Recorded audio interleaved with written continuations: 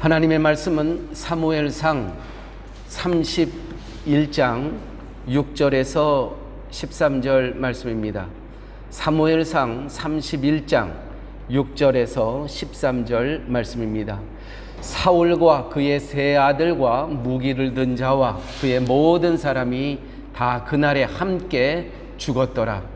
골짜기 저쪽에 있는 이스라엘 사람과 요당 건너쪽에 있는 자들이 이스라엘 사람들이 도망한 것과 사울과 그의 아들들이 죽었음을 보고 성읍들을 버리고 도망하매 블레셋 사람들이 이르러 거기서 사니라. 그 이튿날 블레셋 사람들이 죽은 자를 벗기러 왔다가 사울과 그의 세 아들이 길보아 산에서 죽은 것을 보고 사울의 머리를 베고 그의 갑옷을 벗기고 자기들의 신당과 백성에게 알리기 위하여 그것을 블레셋 사람들의 땅 사방에 보내고 그의 갑옷은 아스다롯의 집에 두고 그의 시체는 벳산 성벽에 못 박음에 길르앗 야베스 주민들이 블레셋 사람들이 사울에게 행한 일을 듣고 모든 장사들이 일어나 밤새도록 달려가서 사울의 시체와 그의 아들들의 시체를 벳산 성벽에 내려가지고 야베스에 돌아가서 거기서 불사르고 그의 뼈를 가져다가 야베스 에셀나무 아래에 장사하고 7일 동안 금식하였더라. 아멘. 사무엘상은 오늘 본문의 말씀으로 사무엘상은 마감하게 됩니다. 이제 사무엘하가 다시 시작을 하게 되는데 사실 사무엘상과 사무엘하는 그냥 한 책입니다. 그것이 이제 사울이 또한 그의 자녀들이 죽은 것으로 사무엘상은 마치게 되고 이제 다윗의 왕국이 시작되는 그 이야기가 사무엘하로 연결되어집니다. 사울이 죽은 모습은 정말 너무너무 비참한 모습이었습니다. 오늘 본문에 너무 비참한 사울의 종말이 나오는데 사실은 이 사무엘 상에 보게 되면 몇 번에 걸쳐서 하나님께서 얼마나 마음이 아프셨는지 사울이 하는 그 행동을 보고 내가 너를 기름 부은 것을 왕 삼은 것을 후회했다는 그러한 이야기가 몇 번에 걸쳐서 나옵니다.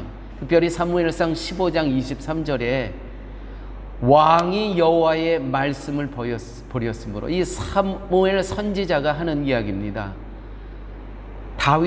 사울 왕 당신이 여호와의 말씀을 버렸으므로 여호와께서도 왕을 버려 왕이 되지 못하게 하셨나이다. 사울은요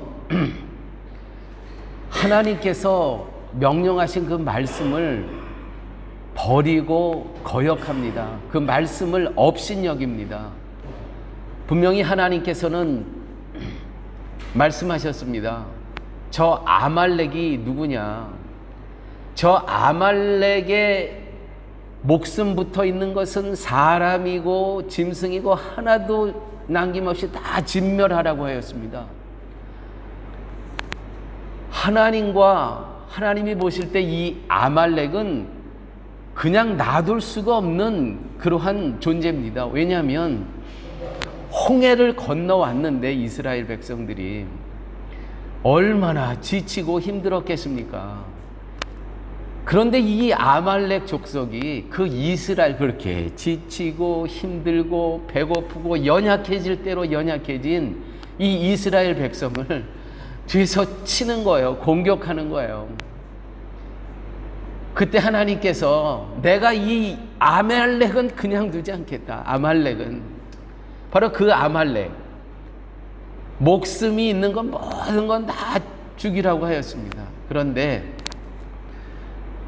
사울은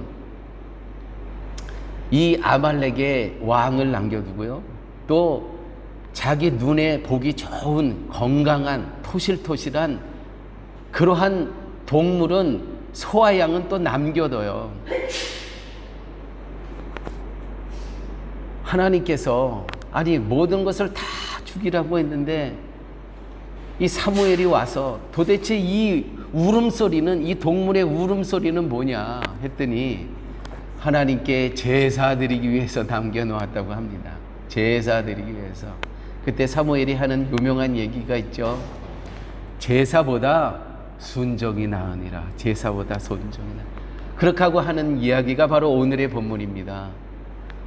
하나님께서 너가 하나님의 말씀을 버렸기 때문에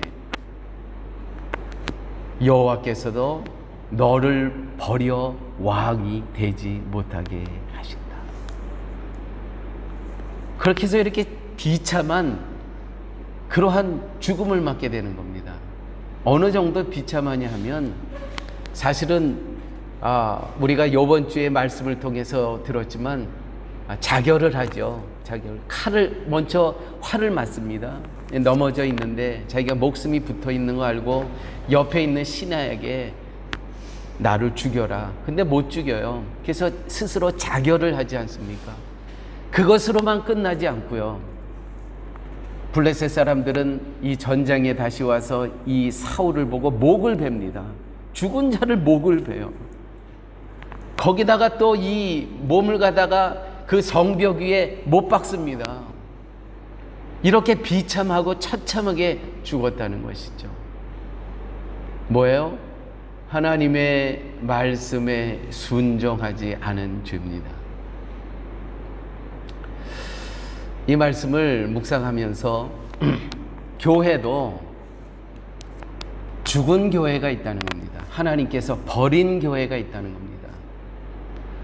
하나님께서 한 교회를 보시고 내가 핏값으로 세운 그 예수 그리스도께서 핏값으로 사신 교회를 지었지만은 그분이 주인이지만 머리 되시지만 내가 이 교회가 있다는 것이 내가 후회가 된다. 마치 사울처럼 교회도 죽은 교회가 있다는 겁니다. 교회 지도자와 성도들이 영적으로 다 죽은 교회들이 있다는 거예요. 근데 여기에서 더 책임이 있는 그러한 존재는 교회 지도자들이라는 것이죠. 교회 지도자들. 특별히 우리 교회 같은 경우는 당회입니다. 당회가 영적으로 죽어 있으면 하나님께서 후회하신다는 것이죠. 말씀에 순종하지 않는 교회는 오늘 사울에게 하나님께서 말씀하신 것처럼 사무엘을 통해서 너가 말씀을 버렸으므로 나도 너를 버린다는 겁니다. 그런데 죽은 교회가 있는가 하면 생동감 있는 교회, 살아있는 교회가 또 있다는 겁니다. 선교적 교회죠. 선교적 교회. 외국 선교만 선교가 아닙니다. 생동감 있고 성기적인 교회, 하나님의 비전을 갖고 영향력 있게 한 지역에서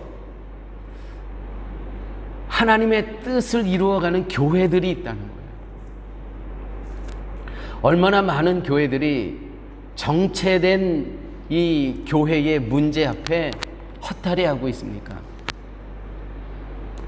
뭐 여러 가지 문제들이 많이 있지만 인구 절벽이기 때문에 최근에 이제 우리 교단이 있는 장로교 통합 즉 한국에 있는 교회들의 모습은요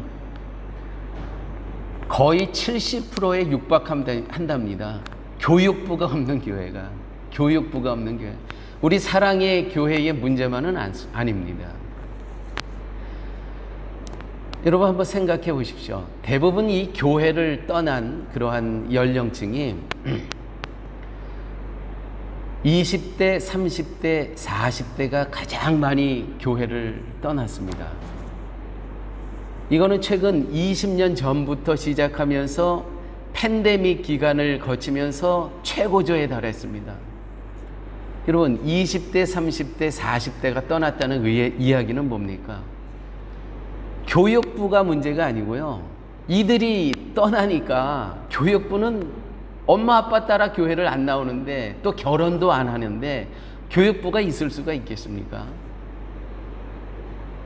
그래서 우리 교회에 20대, 30대, 40대 우리 성도들이 있으면 성도들은 다 소중합니다. 정말 다 보석과 같죠. 그렇지만 교회 미래를 위해서 20대, 30대, 40대는 정말 이 보화처럼 여겨야 됩니다. 교회가. 이들이 떠나가니까 교육부가 없는 것은 너무나 자명한 일이라는 것이죠. 또한 오늘날의 교회의 문제는 교회란 무엇인가라고 봤을 때 교회의 문제는 교회가 이 사회 속에 이 교회가 있다는 인식을, 이 의식을 잃어버렸다는 것입니다. 이 이웃과 우리 주위에 있는 이웃과 소통이 안 된다는 것입니다. 우리가 이들을 위해서 부르지도 않고 응답도 없다는 것입니다. 당연하죠. 우리가 부르지 않는데 어떻게 응답이 있겠습니까? 지역 사회와 소통이 단절되고 부름과 응답이 없는 교회는 죽은 교회죠. 그야말로 서로가 대화가 없다면 한 가정에 부부가 있는데 대화가 없다면 이 부부라고 할 수 있겠습니까? 문 닫아야 하는 게 정상입니다. 제가 이번 주에 이렇게 교회는 무엇인가라는 오늘 본문의 말씀을 놓고 이렇게 기도하면서 또 그 유튜브를 보면서 아주 멋진 한 교회를 만났습니다. 한국의 전라남도 이렇게 아주 외지에 있는 한 교회더라고요. 한 목사님이 거기 갔는데 교회에 다 떠나고 연세 드신 분 3가정만 남아있더래요. 또 5분만 남아있더래요. 목사님이 야, 이분들과 함께 어떻게 목회를 해야 되나 많이 고민하고 기도하다가 이웃과 이제 소통을 하기 시작을 하셨답니다. 교회 이웃들과. 그래서 목사님, 사모님이 나가서 김도 매주고 추수할 때 같이 추수도 해주고 그 집안일 또 같이 가서 형편을 돌봐주시고 이야기가 너무 길지만 그렇게 해서 한 20년 지나니까 그 교회가 지금 60가정이 되었대요. 3가정에서 60가정. 사실 한국의 그 사회는 더 열악해졌죠. 그 아이 절벽이죠. 그 결혼 안 하죠. 다른 교회들은 다 죽어가는데 이웃과 소통이 되는 이 교회.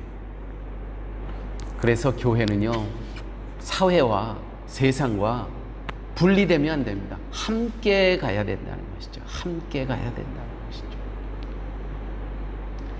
이 사울의 이렇게 비참한 말로는 하나님과도 단절이 됐지만 사랑과도 단절이 된 겁니다. 고집불통입니다. 고집불통. 늘 하나님께서 하나님의 말씀을 깨닫게 하기 위해서 선지자 사무엘을 붙여주셨는데 이 소통이 안 되는 거야. 자기 고집대로만 살아가는 거예요.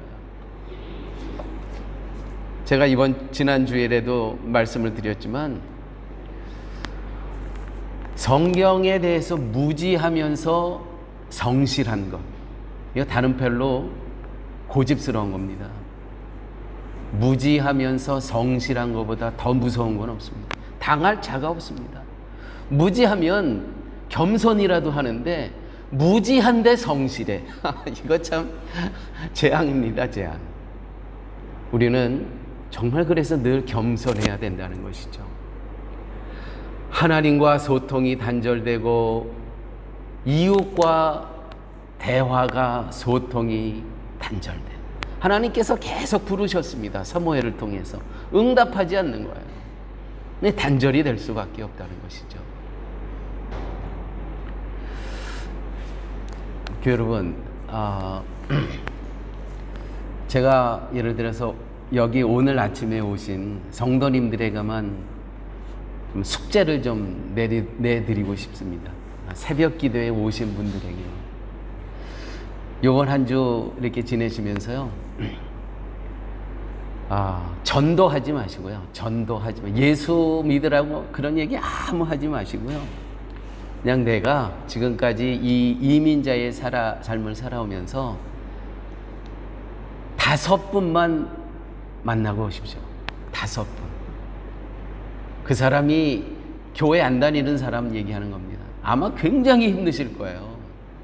우리가 다 아는 사람은 다 뭐 우리 교회인뿐만이 아니라 이웃 교회 다 아는 사람일 거예요. 그래서 숙제입니다. 그래서 숙제. 예수 모르는 사람 예수 믿으라고 하지 말고 그냥 뭐 혹시 여유가 되시면 식사라도 한번 하시고, 또 여유가 되시면 카페라도 하고, 여유가 되시면 뭐 바나나라도 반도세나 전해주시면서 한 5사람만, 그 5사람 그거 없습니다. 3사람. 3사람도 없습니다. 이렇게 1사람. 만약에 1사람도 없으면 회개하시기 바랍니다. 회개하세요. 하나님, 나는 잘못 살고 있습니다. 잘못 살고. 그래서 다음 주에 오실 때 이 숙제를 꼭 하고 해갖고 오시기 바랍니다. 왜요? 교회가 사회에 대해 어떤 진정성을 보여줘야 됩니다. 진정성. 그 진정성이 전도의 미끼가 되어서는 안 된다는 것이죠. 내가 예수를, 우리 교회를 채우기 위해서 미끼로, 그러한 진정성은 아무 소용이 없습니다. 정말 하나님께서 나를 먼저 살려주신 그 은혜에 감사해서, 예정 가운데 택한 사람이 내가 알고 있는 그들 중에 있을 수 있잖아요. 예정 가운데 택한 사람이. 근데 그 사람은 몰라요. 하나님께서 자기를 택했다는 거. 그래서 하나님께서 나를 통해서 그 사람에게 그 진정성을 알려주시는 것이죠. 이북에서요,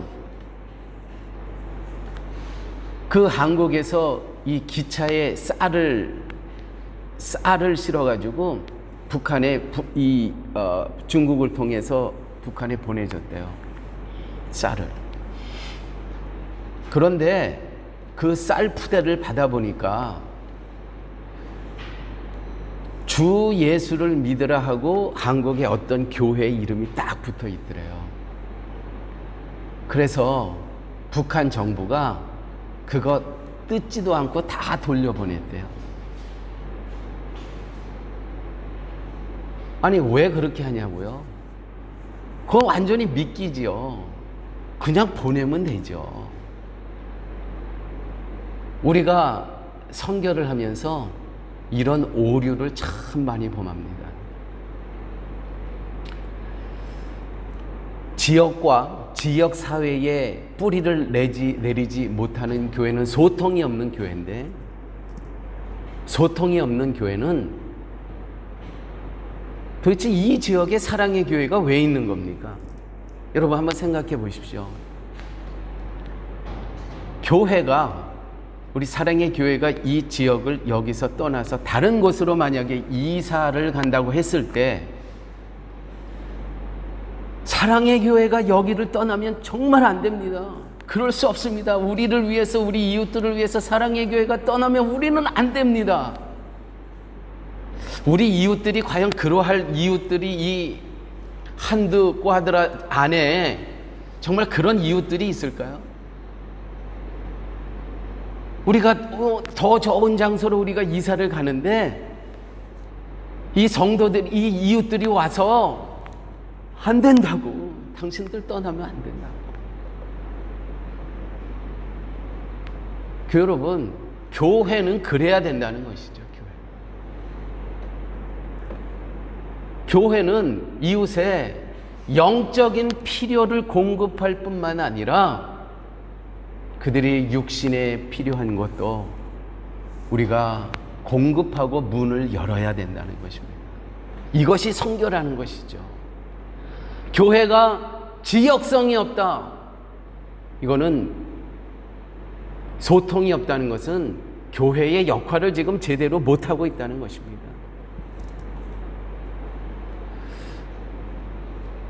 우리는 거꾸로요. 교회 밖으로 나가면 우리가 이방인 같아. 교회 밖으로 나가면 우리가 이방인처럼 느껴져. 내가 있어야 될 곳은 교회야. 이거 매우 잘못된 겁니다. 이거는 섬에 갇히는 겁니다. 섬에.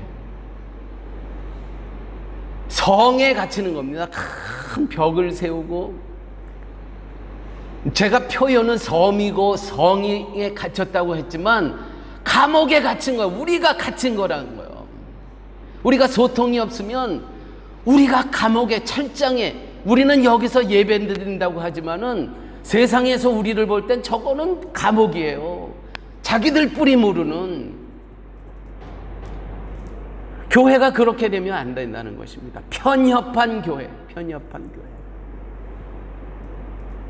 구원을 위해서 방주적인 교회는 필요해요. 구원을 위해서.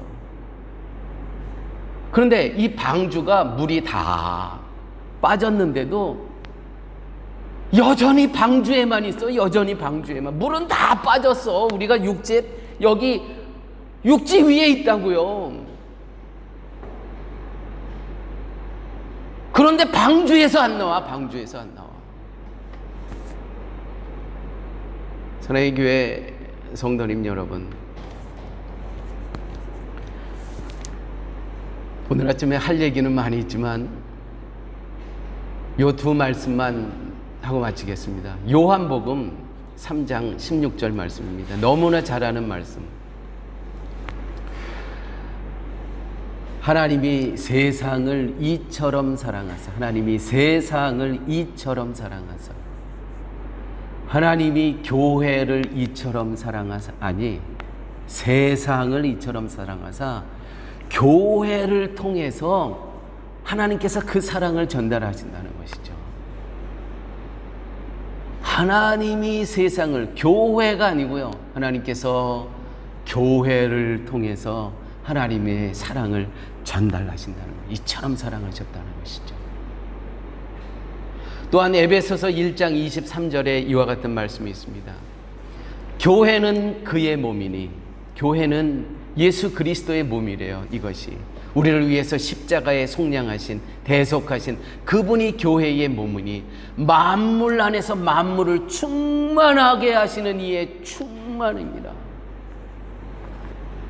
저는 이 말씀을 들으면 정말 하나님의 성도로서 얼마나 이 땅에 살아가는 존재의식이 느껴지는지 몰라요. 이 모든 세상을 충만하게 하는 그 역할을 위해서 하나님께서 교회를 세우셨다는 것이죠. 이웃을 충만하게 해서, 이 사랑의 교회를 통해서 이웃이 영적으로, 육적으로 충만하게 해야 된다는 것이죠. 그것이 하나님께서 교회를 세우신 하나님의 뜻이 거기 있다는 것입니다. 이번 한 주간 지나면서 사실은 이게 기도 제목을 드리기 위해서 이 말씀 하는 겁니다. 우리가 이 앞에 건물도 해체하고 화장실도 짓고 저 밑에까지 지붕도 다 새로 뜯어내서 새로 하고, 처음에 이제 6만 불을 목표를 했다가 저희들이 3만 불을 하나님께서 허락해 주셨습니다. 그런데 이제 다 떨어졌어요.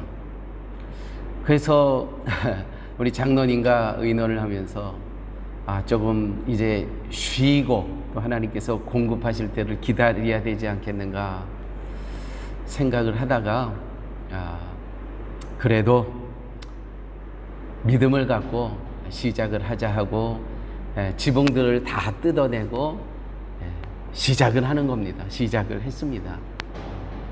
여러분, 이거 도대체 왜 하는 겁니까? 우리 편하자고?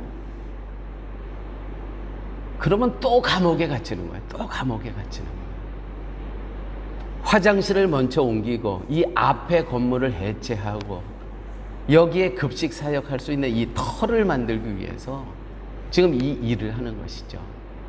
교회는 그의 몸이니 만물 안에서 만물을 충만하게 하시는 이의 충만함이니라. 기도하십니다.